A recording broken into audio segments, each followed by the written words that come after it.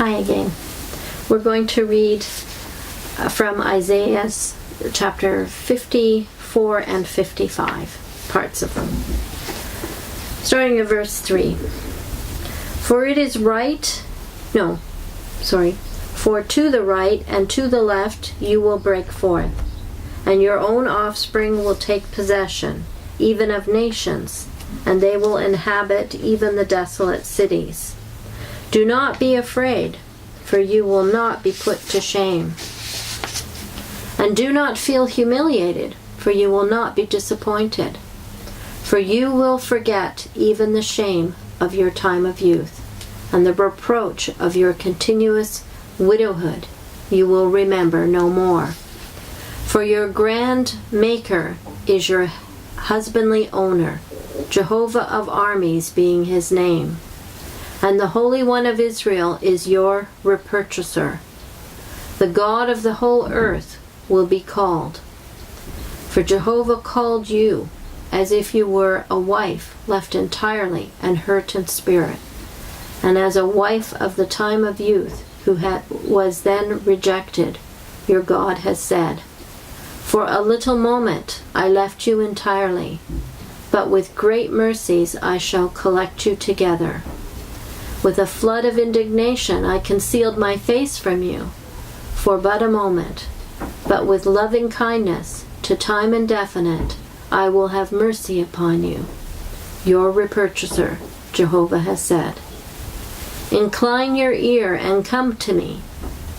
Listen, and your soul will keep alive, and I shall readily conclude with you, people, an indefinitely lasting covenant, respecting the loving kindnesses to David that are faithful.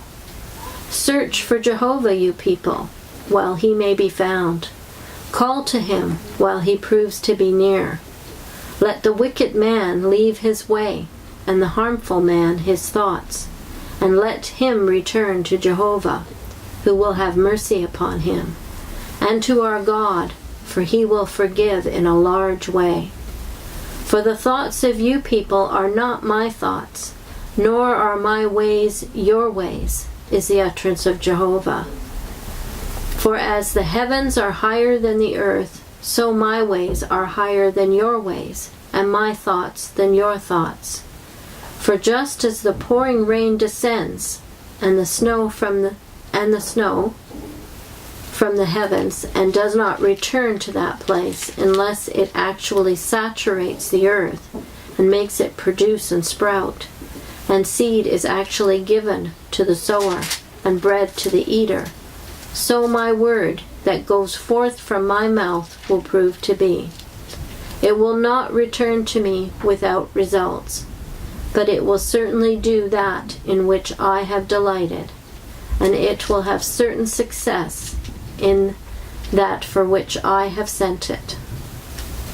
I'd like to add to that verses 12 and 13, where we have the most pronounced paradise promises in this chapter of Isaiah. It says in the New American Standard Bible, You will go out with joy and be led forth with peace. The mountains and the hills will break forth into shouts of joy before you.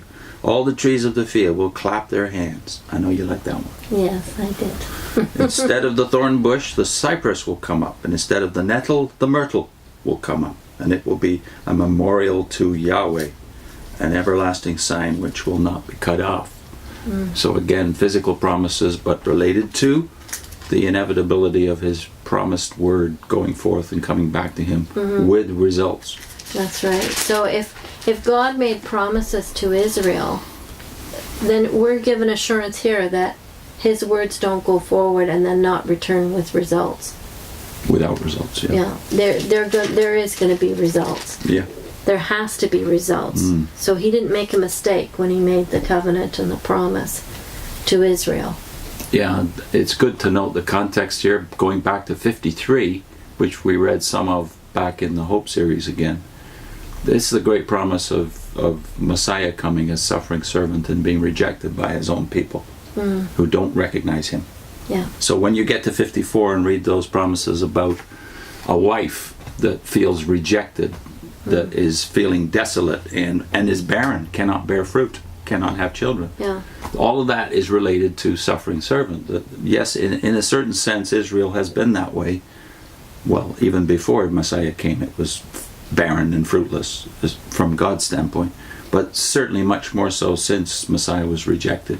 Israel's state has been one of barrenness and inability to bring forth. And that analogy is continued right to the end of Isaiah in chapter 66. She finally brings forth her child, who is the kingdom born on earth.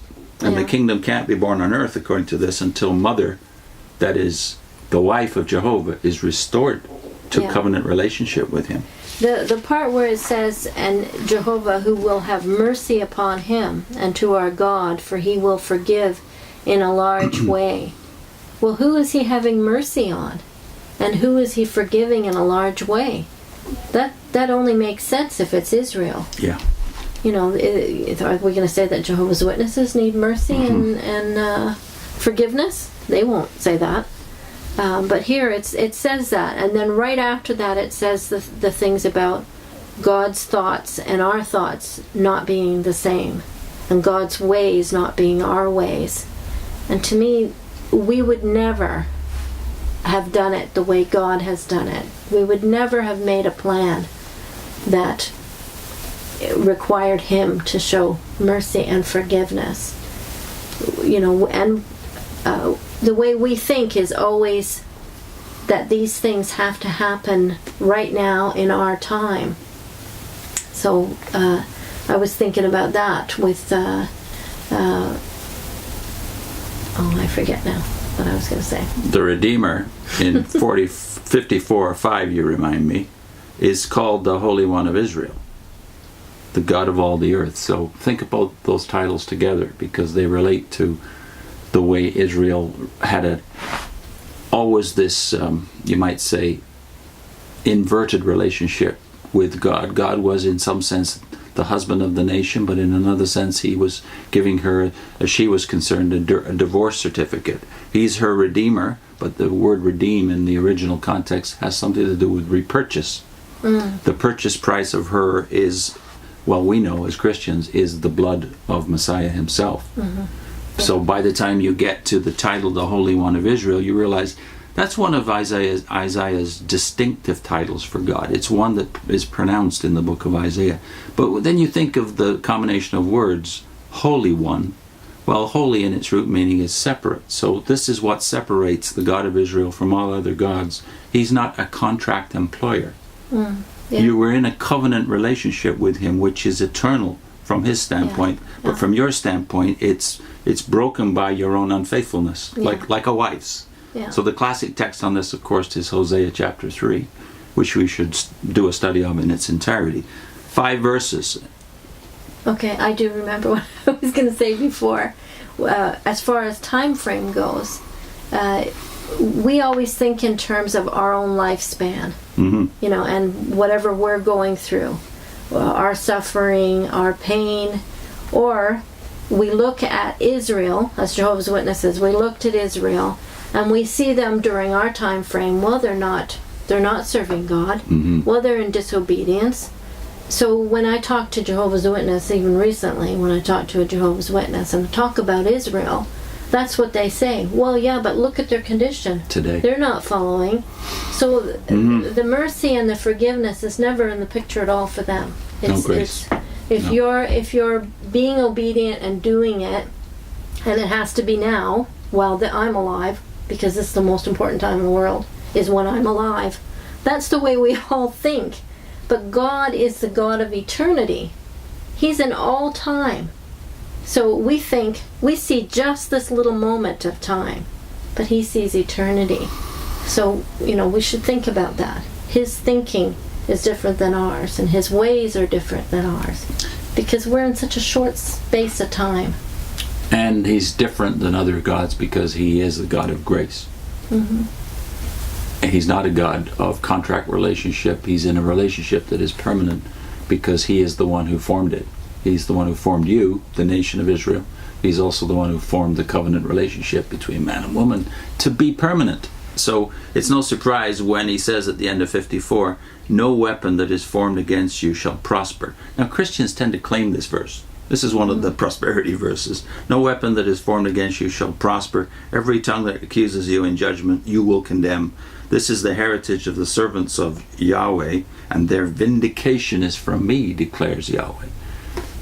Christians can only claim this if they acknowledge that God, in saying this, was speaking to Israel. So in principle you can claim it as belonging to anybody in a covenant relationship, but realize it's only given once in the Bible, and here it is, to a woman that feels abandoned, that feels divorced.